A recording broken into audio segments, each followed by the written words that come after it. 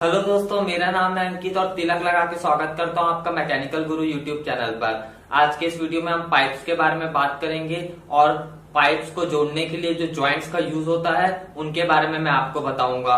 Industries में किन किन मटेरियल से बने पाइप्स का यूज किया जाता है उस बारे में बताऊंगा, और पाइप्स को जोड़ने के लिए किन किन तरह के जॉइंट्स का यूज किया जाता है, यानी कि coupler joint, union joint, flange joint, hydraulic flange joint, socket and spigot joint. इन सब जॉइंट्स के बारे में भी इस वीडियो में हम डिटेल से बात करेंगे, तो लास्ट तक आप बने रहिए मेरे साथ। मेरा नाम है अंकित, आप देख रहे हैं मैकेनिकल गुरु। चलिए आगे बढ़ते हैं। पाइप्स का यूज फ्लूइड को एक जगह से दूसरी जगह ट्रांसपोर्ट करने के लिए, एक जगह से दूसरी जगह फ्लूइड को भेजने के लिए पाइप्स का यूज किया जाता है। इंडस्ट्रीज में मेनली आप तार मटेरियल से बने पाइप्स को ही देखेंगे। इंडस्ट्रीज में आप कास्ट आयरन से बना पाइप देखेंगे, रॉट आयरन से बने पाइप्स को देखेंगे, स्टील से बने पाइप्स को देखेंगे और ब्रास से बने पाइप्स को देखेंगे। कास्ट आयरन से बने पाइप्स का यूज वाटर जहां पे हमें ट्रांसपोर्ट करना रहता है वहां पे कास्ट आयरन से बने पाइप्स का यूज किया जाता है। कास्ट आयरन से बने पाइप्स का यूज जहां पे लो प्रेशर में फ्लो हो रहा है वहां पे किया जाता है, क्योंकि कास्ट आयरन से बने पाइप्स शॉक्स को रजिस्ट नहीं कर पाते, यानी कि जब वाटर में हैमरिंग एक्शन होता है तो उस समय कास्ट आयरन से बने पाइप शॉक्स को रजिस्ट नहीं कर पाते। इसलिए लो प्रेशर में जहां वाटर फ्लो होता है वहां पे कास्ट आयरन से बने पाइप्स का यूज किया जाता है, जैसे कि सीवेज प्लांट्स में। स्टील से बने पाइप्स का यूज पावर प्लांट्स में, स्टील प्लांट में किया जाता है, जहां पे इन पाइप्स में स्टीम फ्लो होती है। तो रॉट आयरन और स्टील से बने पाइप्स का यूज जहां पे स्टीम का फ्लो कराना है, जहां पे स्टीम को एक जगह से दूसरी जगह भेजना है, वहां पे रॉट आयरन और स्टील से बने पाइप्स का यूज किया जाता है।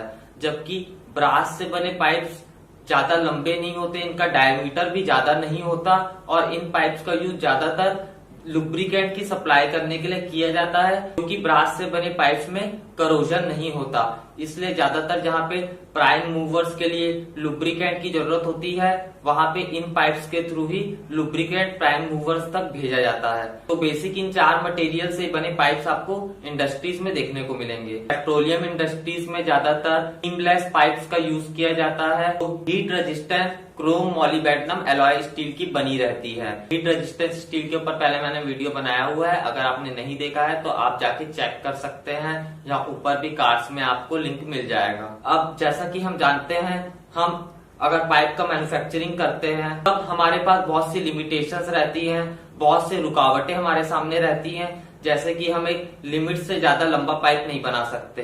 तो दो पाइप्स को जोड़ने के लिए हमें अलग अलग तरह के जॉइंट्स का यूज करना पड़ता है, ताकि दो पाइप्स को हम जोड़ सके और सफिशिएंट डिस्टेंस तक अपने फ्लूइड को ट्रांसपोर्ट कर सके। तो उसके लिए हम अलग अलग तरीके के जॉइंट्स का यूज करते हैं। उन जॉइंट्स के बारे में अब मैं आपको बता देता हूँ। बेसिकली 7 तरह के जॉइंट्स का यूज किया जाता है पाइप्स को जोड़ने के लिए। सबसे कॉमन है सॉकेट, या फिर इसे कपलर जॉइंट भी कहते हैं, nipple joint, union joint, spigot and socket joint, expansion joint, flange joint, hydraulic pipe joint. इन सब जॉइंट्स का यूज किया जाता है पर्पस के हिसाब से। सॉकेट जॉइंट या कपलर जॉइंट के बारे में बात कर लेते हैं। मेरे बगल में आप डायग्राम में भी देख सकते हैं, दो पाइप्स को जोड़ने के लिए इसमें सॉकेट या फिर कपलर का यूज किया जाता है। अब ये कपलर क्या होता है? ये कपलर कुछ नहीं, एक पाइप होता है जिसमें अंदर में थ्रेड्स रहते हैं। तो पहले जो लंबा पाइप है उसमें इस कपलर वाले पाइप को जोड़ा जाता है, फिर इस कपलर वाले पाइप से दूसरे पाइप को कनेक्ट कर दिया जाता है। इस तरह के कनेक्शन आप अपने घर के पाइप्स में भी देखे होंगे। तो इस तरह के जॉइंट को हम बोलते हैं कपलर जॉइंट या फिर सॉकेट जॉइंट। इन जॉइंट्स को लीक प्रूफ बनाने के लिए ज्वाइंट करते समय थ्रेड्स के बीच में जूट या फिर रोप फंसा दी जाती है, जिससे कि यह जॉइंट लीक प्रूफ हो जाते हैं। जिस जगह लो प्रेशर में फ्लूइड फ्लो होता है उस जगह इन जॉइंट्स का यूज किया जाता है, और जहां पे पाइप का डायमीटर एकदम कम है उस जगह इन जॉइंट्स का यूज किया जाता है।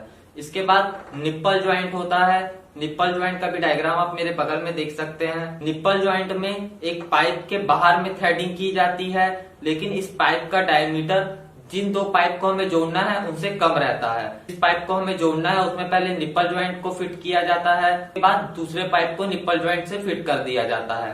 बीच में हैम या रोप या फिर जूट लगा दी जाती है ज्वाइंट को लीक प्रूफ बनाने के लिए। निप्पल ज्वाइंट की एक डिसएडवांटेज यह है कि इसमें एरिया ऑफ फ्लो रिड्यूस हो जाता है, जो कि ज्यादातर केस में डिजायरेबल नहीं रहता। अब हम यूनियन ज्वाइंट के बारे में बात कर लेते हैं। यूनियन ज्वाइंट ज्यादातर टैंक्स से पाइप को जोड़ने के लिए यूज किया जाता है। अब हम जैसे कि जानते हैं पाइप्स की लेंथ बहुत ज्यादा लंबी रहती है और एक टैंक से हमको पाइप को जोड़ना है या फिर पाइप को हमें डिसअसेंबल करना है तो हम उस पाइप को पूरा रोल नहीं कर सकते, इसलिए यूनियन ज्वाइंट का यूज किया जाता है। यूनियन ज्वाइंट भी एक कपलर ज्वाइंट या फिर जो सॉकेट ज्वाइंट मैंने बताया उसी तरह का पाइप रहता है जिसमें इंटरनल थ्रेडिंग रहती है, लेकिन यूनियन ज्वाइंट की यह खासियत रहती है कि आप इस कपलर को घुमा के इस ज्वाइंट को रिमूव कर सकते हैं। आपको पूरे पाइप को नहीं घुमाना पड़ेगा, आपको सिर्फ इस ज्वाइंट को घुमाना है और आपका पाइप और आपका टैंक रिमूव हो जाएगा। वहीं कपलर ज्वाइंट के केस में ऐसा नहीं होता। कपलर ज्वाइंट अगर कहीं पे लगा हुआ है तो आपको वहां पे पाइप को घुमा के पाइप को इस कपलर से अलग करना पड़ेगा। तो ये डिफरेंस होता है यूनियन ज्वाइंट में और कपलर ज्वाइंट में। अब हम स्पाइगोट एंड सॉकेट ज्वाइंट के बारे में बात कर लेते हैं। अंडरग्राउंड पाइपिंग जहां पे रहती है, जहां पे जमीन के अंदर पाइप्स हमें बिछाना रहता है और वहां पे हमें पाइप्स को कनेक्ट करना रहता है, तो वहां पे स्पाइगोट एंड सॉकेट ज्वाइंट का ज्यादातर यूज किया जाता है। इन ज्वाइंट का अंडरग्राउंड ऑपरेशन में इसलिए यूज किया जाता है क्योंकि यह ज्वाइंट हमें क्लियरेंस प्रोवाइड कराते हैं, यानी कि अगर जमीन सेटलमेंट भी हो गई, एक पाइप का लेवल दूसरे पाइप के लेवल से चेंज भी हो गया, तब भी यह ज्वाइंट इफेक्टिवली वर्क करते हैं। पाइप के एक एंड में स्पाइगट लगा रहता है और दूसरे एंड में सॉकेट लगा रहता है और सॉकेट को स्पाइगट से जोड़ दिया जाता है और बीच में रोप या फिर लीड का यूज किया जाता है, जो कि सॉलिडिफाई होने के बाद इस ज्वाइंट को बहुत टाइट कर देता है। अब हम एक्सपांशन ज्वाइंट के बारे में बात कर लेते हैं।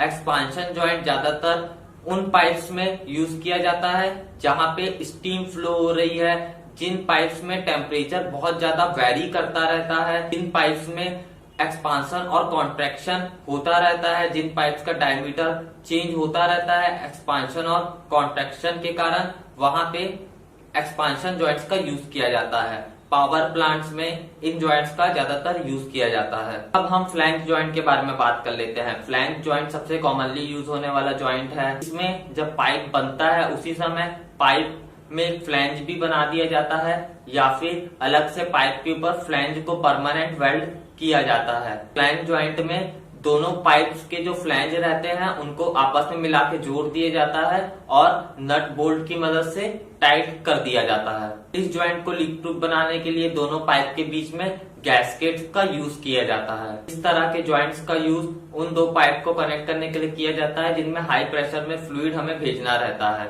इसके बाद सबसे आखिरी है hydraulic pipe joint. Hydraulic pipe joint भी बहुत कुछ फ्लैंज ज्वाइंट की तरह रहता है। फ्लैंज ज्वाइंट में जिस तरह आपने देखा कि फ्लैंज का शेप सर्कुलर था, हाइड्रोलिक पाइप ज्वाइंट के केस में फ्लैंज का शेप ओवल रहता है या फिर स्क्वायर भी रह सकता है। हाइड्रोलिक पाइप ज्वाइंट में सिर्फ दो बोल्ट का यूज किया जाता है दोनों पाइप्स को और दोनों पाइप्स के फ्लैंज को जोड़ने के लिए। हाइड्रोलिक मशीन्स में जहाँ पे हाई प्रेशर में एप्लीकेशन होता है, जहाँ पे रिवेटिंग होती है, या फिर प्रेस मशीन्स में, लिफ्ट मशीन्स में आप इस ज्वाइंट को देख सकते हैं। तो दोस्तों आज हम लोगों ने पाइप्स के बारे में बेसिक बात किया और पाइप में यूज होने वाले ज्वाइंट्स के बारे में बेसिक बात किया, उनके टाइप्स के बारे में मैंने आपको बताया। मुझे उम्मीद है कि आपको ये वीडियो पसंद आया होगा।